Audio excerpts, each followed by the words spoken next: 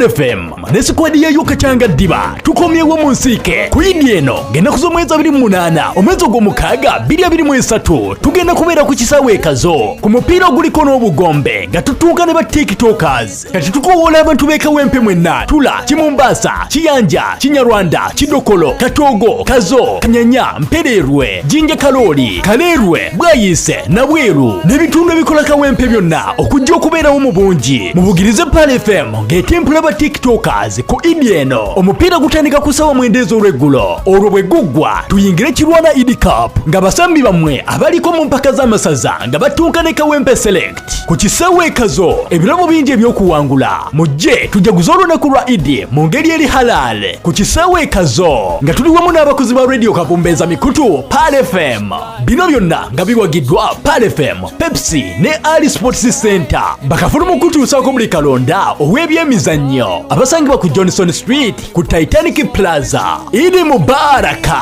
fenna ekazo ku kisaawe.